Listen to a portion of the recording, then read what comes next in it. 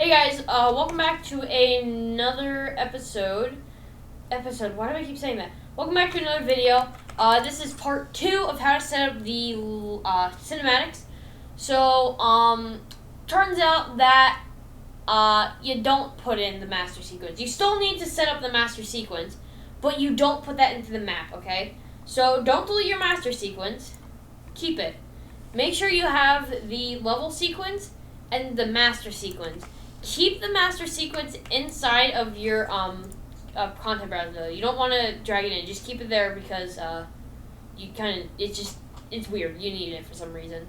But you want to drag in your level sequence, not your master sequence. So you can see here, I have the level sequence in. Wait, hold on. Where's it? Hold up. Ring, ding, ding, ding, ding, ding, ding, ding. Apparently I had a bunch of them in the map already.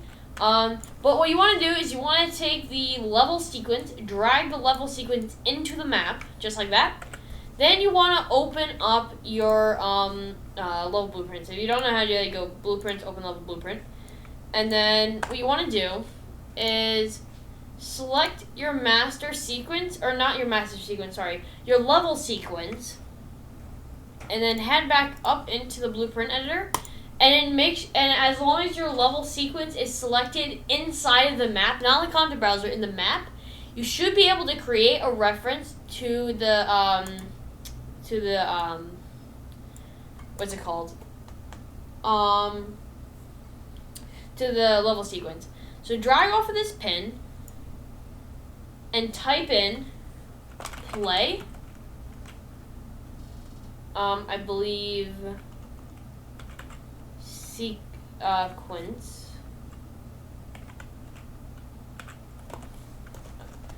If you type in play sequence, or if you just type in play SEQ, doesn't matter. Type in play sequence, and you should see a thing here that has a blue F, like a weird blue F next to it that says play sequence player. Click on that, and these two new nodes will pop up.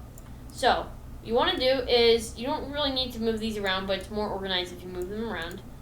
Then on your event begin play, drag off of this arrow here. You should get this little white line. Connect that to the other white arrow here on play. And then you want to click compile, and then save.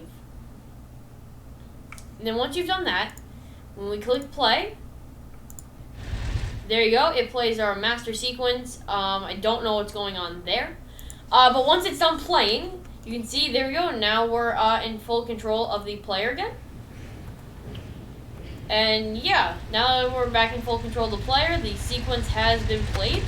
So yeah, that's how you make a play on when you as soon as you start the game. But let's say you don't want it to play as soon as you start the game. Let's say you want to get to a specific point and you want it to play. So that's what trigger boxes are for. So over here, we'll go into I believe it's basic. Yeah, and then we want to grab a box trigger. Okay, you can see, you should see something kind of like this. You want to stretch it out like that. You can stretch it to whatever you want. I'm going to stretch it to this entire box just because. But if you want it to be like when you walk into a doorway, have it inside of the door frame. So kind of like, it's smaller than the door, but it's not so small that you can't actually activate it. You want to just kind of be the size of the door, but have it inside the door, so when you walk through the door, it'll actually activate. Or you can have it behind the door, it doesn't matter, either way. Let's get your trigger box and put it in. So this is going to be my trigger box. I'm just going to have it in this entire cube thing here. Then what you want to do is, with trigger box selected, go over here into your level blueprints. Again, if you don't know how to do it, it's blueprints, open level blueprint. And then I'm just going to break this node here. and you keep the event begin play in case you decide to do more stuff in the future. But you definitely want to keep these three things.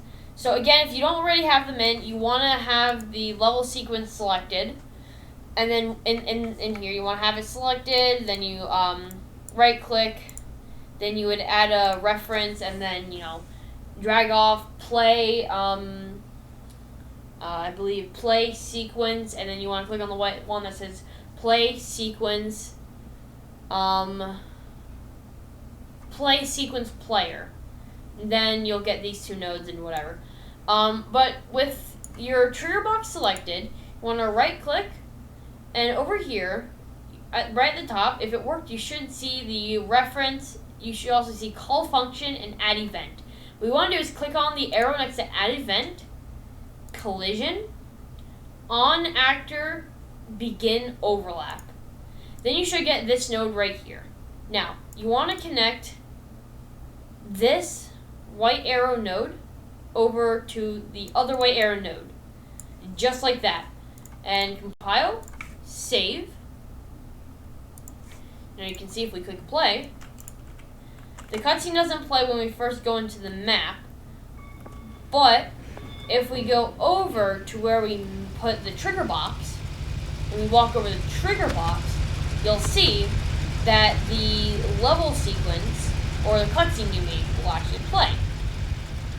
So let's hop on over to there. I believe it was this one. So if we go over here, right, let's jump in, and there you go. So you can see our cutscene plays. Oh, yeah, it has a stroke. There you go. Now that it's played, it stops playing. There you go. But now, see, here's the oh. Well, for a second, I thought if you went back into it, it would play again, but I guess not. So yeah. With that being said, that's how you make a cutscene play on when you first click play. And when you go into a certain spot in the map, like if you go into a trigger box. So yeah, that's pretty much it. If you have any more questions about the cutscenes, leave them in the comments down below.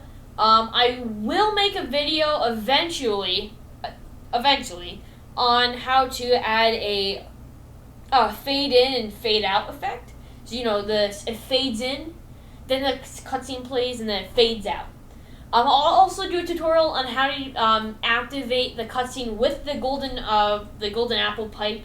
Put the golden apple into the gramophone and the cutscene plays. I'll also do a tutorial on how to do that. And yeah, if you have any more questions after that, leave them in the comments down below. And yeah, that being said, I want to thank you guys for watching. Make sure to like, subscribe, Make sure to like, subscribe, ring that notification bell, and I'll see you guys next time. Goodbye. Also, don't forget to break out that mod kit and start modding. I did the wrong outro. I always do that.